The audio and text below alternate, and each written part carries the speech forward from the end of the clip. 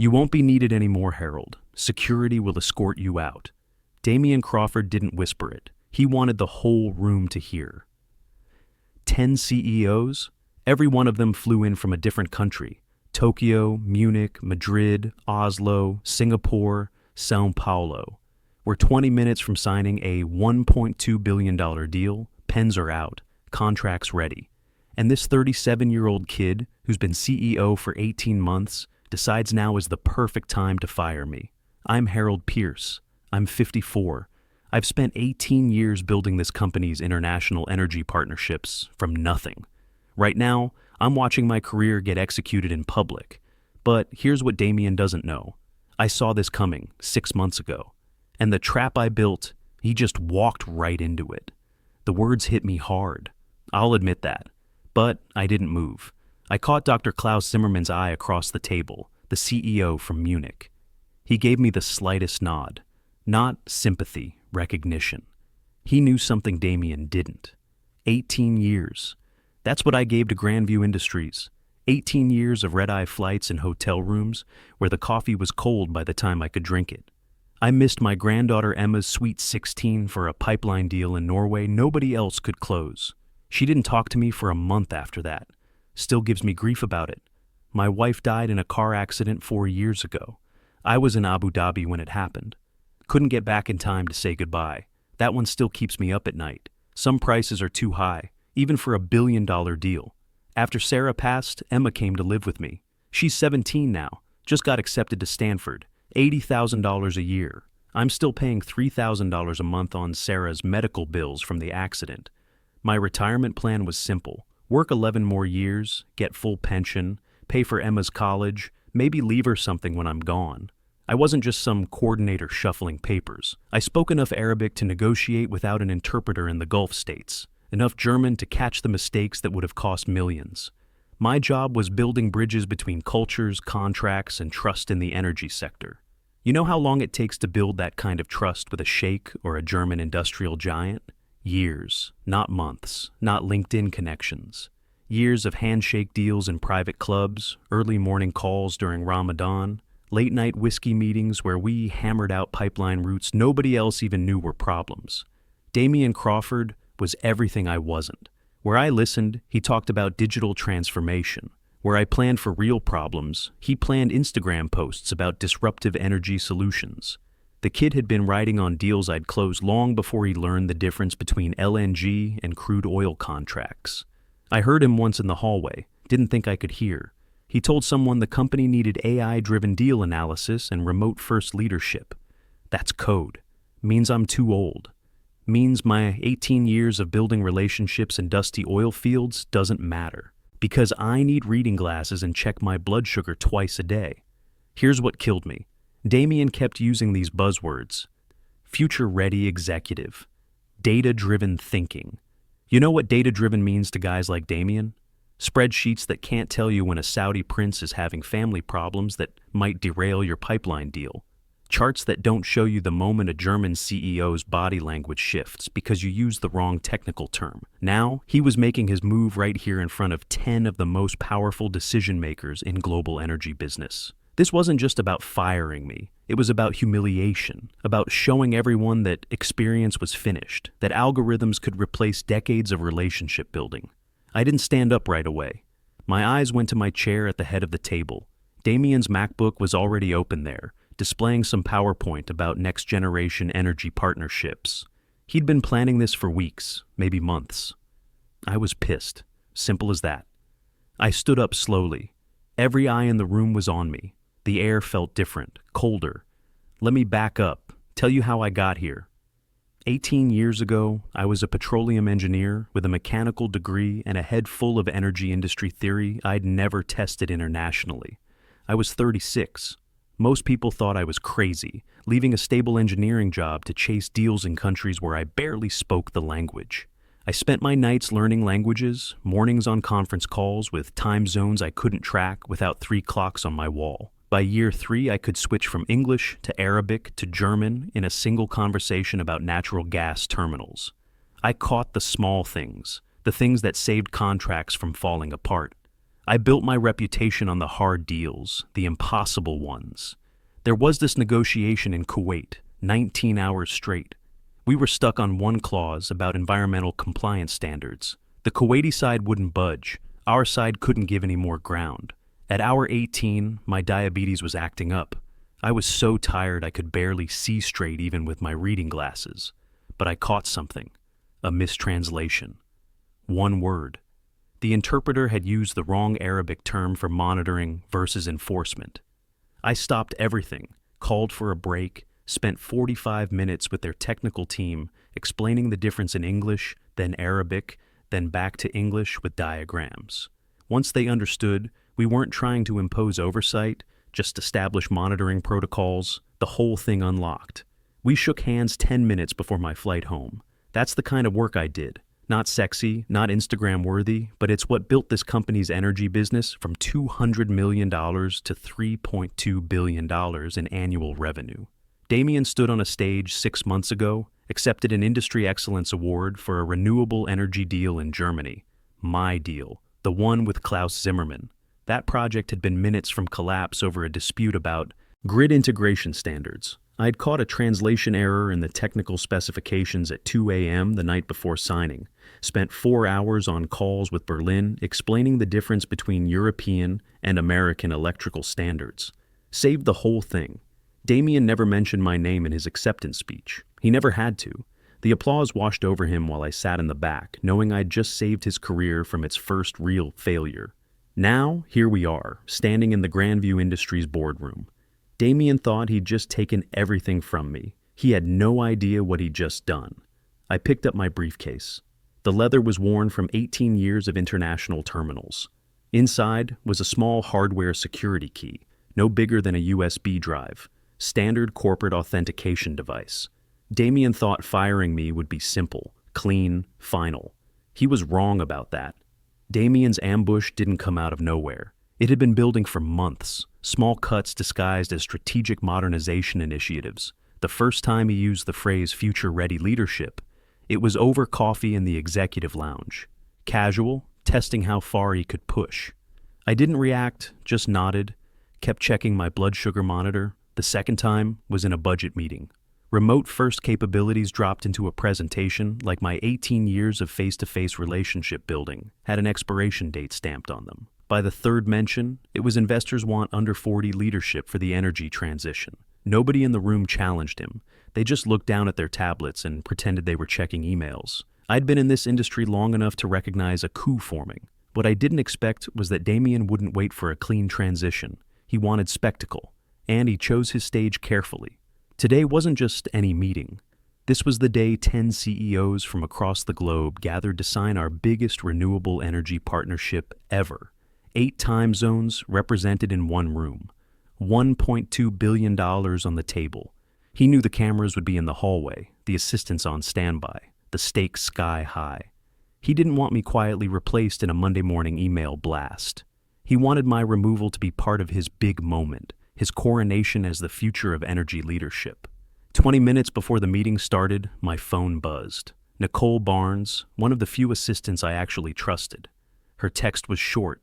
He brought her. She's in the hall waiting. I knew who her was, Jennifer Walsh, the so-called strategic hire Damien had been grooming to take my place. 29 years old, MBA from Stanford. Great at creating energy transition roadmap presentations. Couldn't negotiate her way through a simple offtake agreement.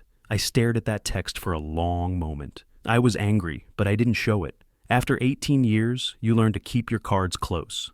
I adjusted my jacket, reviewed the seating chart one last time, carried on like nothing had changed. A second notification lit up my screen. This one wasn't meant for me. An internal email Damien had accidentally copied me on 2 weeks ago. I'd saved it. Subject line, photo documentation, leadership transition after signing ceremony. The body of the email detailed where the photographer should position himself. Best angle to capture the wide shot of next-generation leadership replacing legacy management. Me being the legacy management. He wanted my removal documented, packaged, circulated as proof of his visionary leadership. In that moment, I'll be honest, I felt helpless. There was nothing I could do to stop him from walking into that room and staging his little power play. But under that helplessness was something else: certainty. He was walking straight into a trap he didn't even know existed. Let me tell you about the continuity clause. It started as an idea 6 months earlier, right around the time Damien won that award for my German deal. I was sitting in my office late one night, reading preliminary contracts for this $1.2 billion partnership, thinking about Emma's college tuition and my medical bills. And I thought about all the times I'd seen deals fall apart because of sudden leadership changes. A handshake means nothing if the person who gave it is gone the next day. Trust evaporates. The whole thing collapses. So I drafted some language: simple, neutral, professional. If the principal liaison named in this agreement is replaced or removed at any point before final execution, all memorandums of understanding are automatically void. Void, that's the key word. Not subject to renegotiation, not requires mutual consent to modify. Void, dead, over. The clause didn't mention me by name, but in every draft, every revision, every preliminary document these 10 CEOs signed, I was listed as the principal liaison. Here's the thing: I couldn't present it as self-protection. That would have raised red flags, made people nervous. So I framed it differently. I made it about respect for their time and investment. I used every relationship I'd built over 18 years. When I talked to Klaus Zimmerman about wind farm integration, I explained how this protected his company's technical investment. With Akira Nakamura from Tokyo about offshore platforms, I emphasized the risk mitigation for their engineering specs. With the Saudi delegation about solar installations, I used my Arabic and talked about maintaining trust relationships in long-term energy partnerships. You invest months of technical planning, I told each of them. You deserve to know the person who understands your specifications will be there until the contracts are finalized. One by one, they agreed. Some saw it as protection against corporate chaos. Others liked the quiet leverage it gave them. A few understood exactly what I was doing and approved anyway. And Damien? He signed off on the contract drafts without a second look.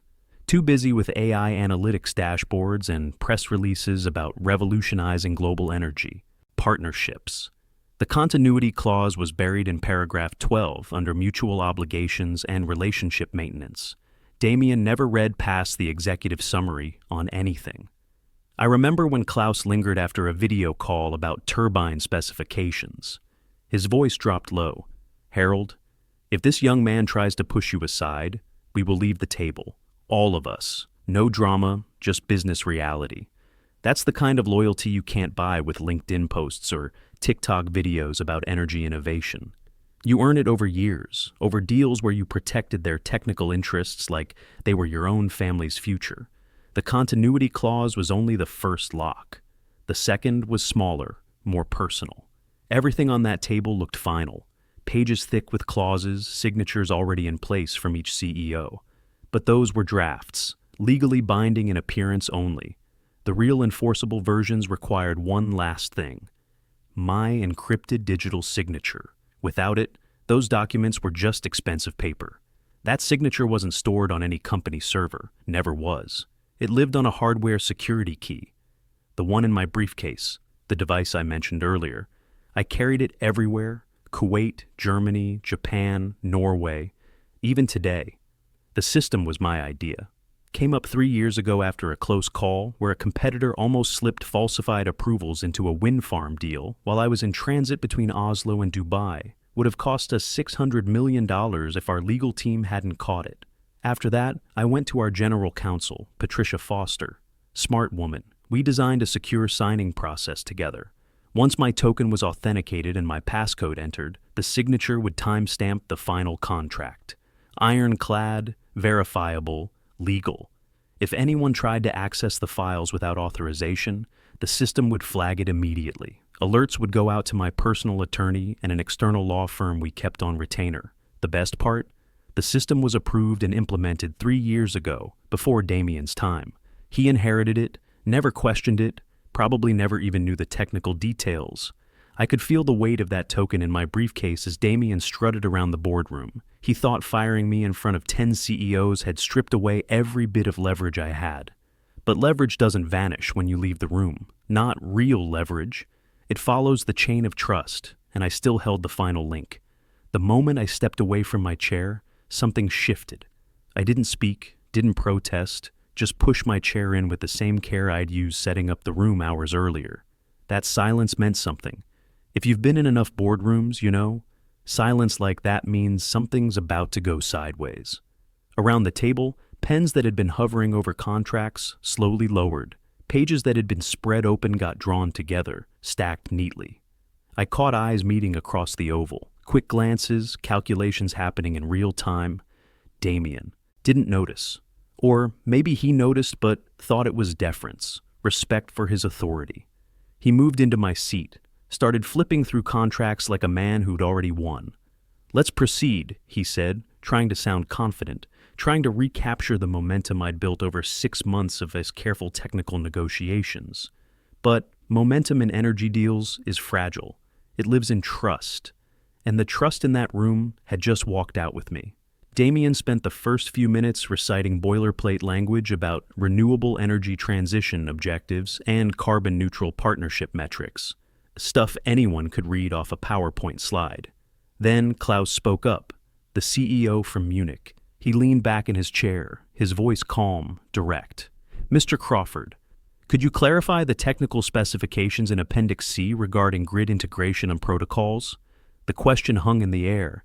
Appendix C wasn't just technical jargon, it was the cornerstone, the thing that balanced electrical engineering requirements across 8 different national grid systems. I'd written it, negotiated it, defended it through 12 revisions and twice as many engineering calls. Damien had never been in the room for any of those discussions. I watched him freeze for just a second. His eyes darted to the page, scanning, looking for something that would give him an answer. "Well," he began, "Appendix C addresses the scope of..." Akira Nakamura cut him off. The CEO from Tokyo. His English was precise, careful. "Without Harold, who ensures our technical standards are properly implemented?" That wasn't a question looking for an answer. That was an indictment.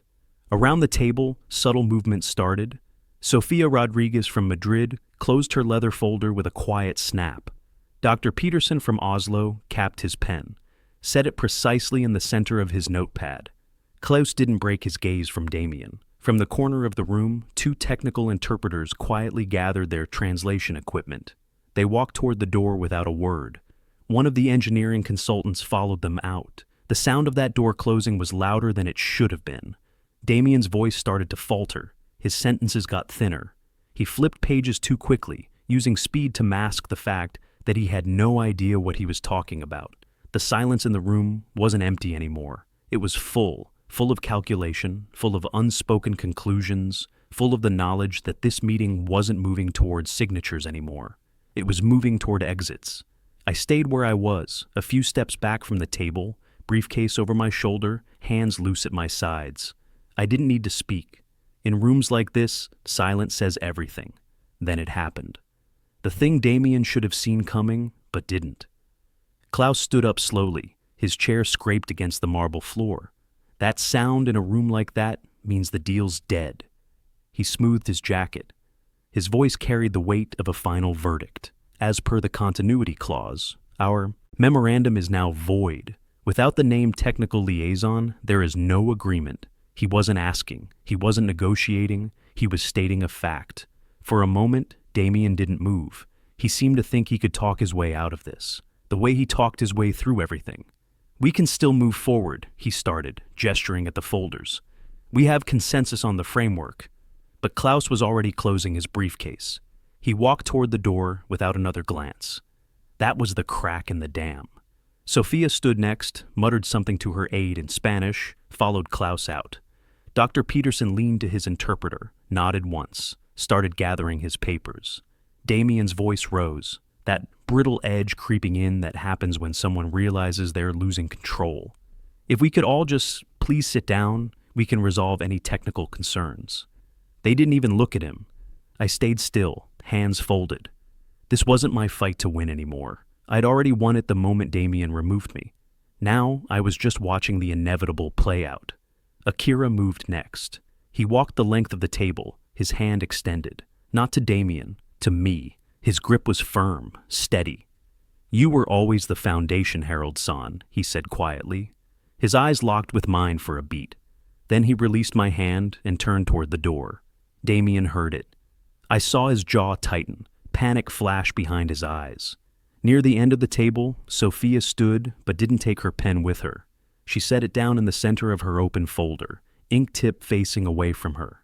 In certain energy industry circles, that gesture is understood. The pen left behind means the deal is over permanently. Damien saw it too. He stepped toward her, voice cracking slightly. "We can fix this. Just give me a..." The door closed behind her before he could finish. One by one, the seats emptied. Tokyo, Munich, Madrid, Oslo, Singapore, Sao Paulo, Dubai, London, Sydney, Mexico City. All 10 of them. Not a single one stayed. What remained at the table were untouched water glasses, scattered translation headsets, and the faint echo of expensive shoes on marble fading down the hallway. I almost smiled. Almost.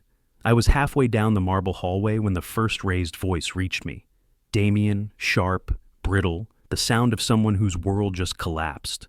I slowed down, pretended to check my phone. Actually checked my blood sugar while I was at it. Stress does things to diabetes.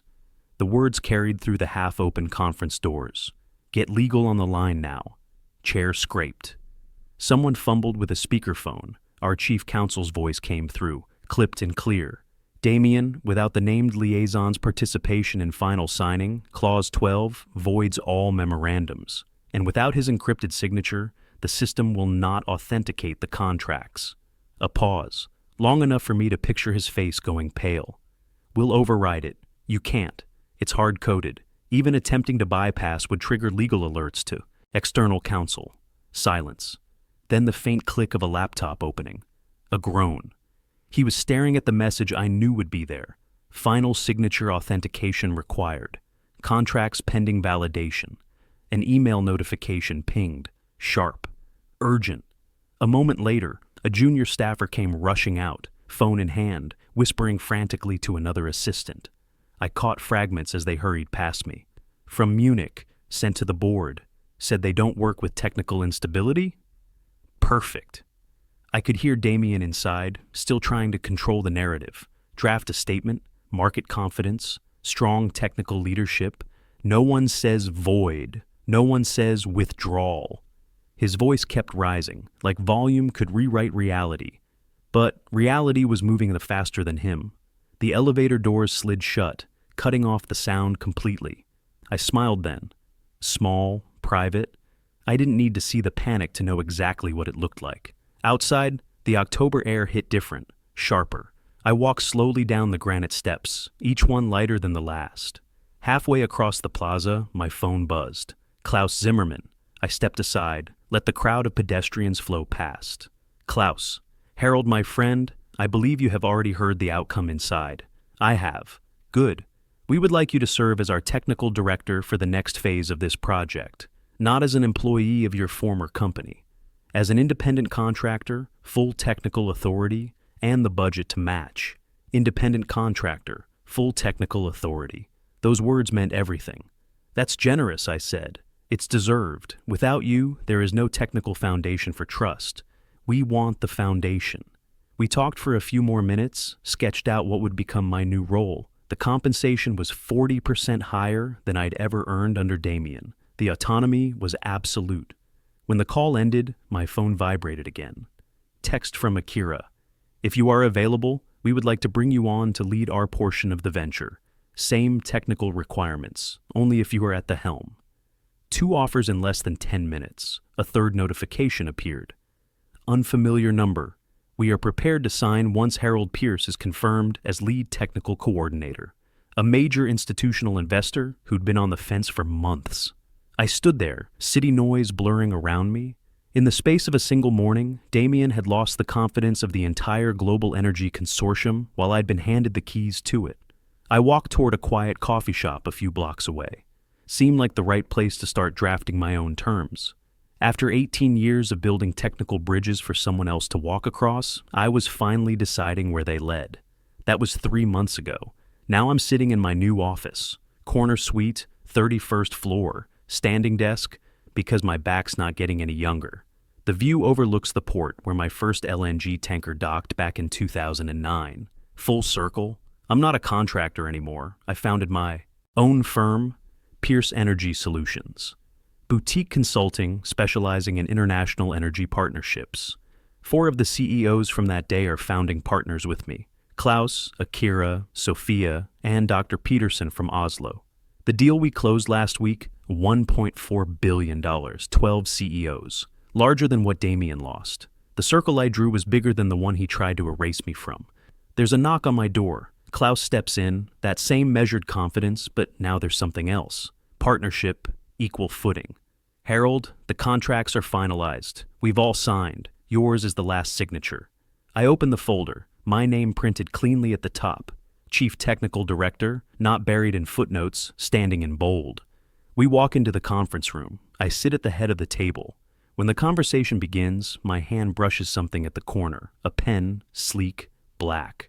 The one Sophia left behind on that table 3 months ago. The quiet symbol that the deal was over without me. Thought you should have it, Klaus says. Belongs to the person who kept the technical integrity honest. I turn the pen in my hand.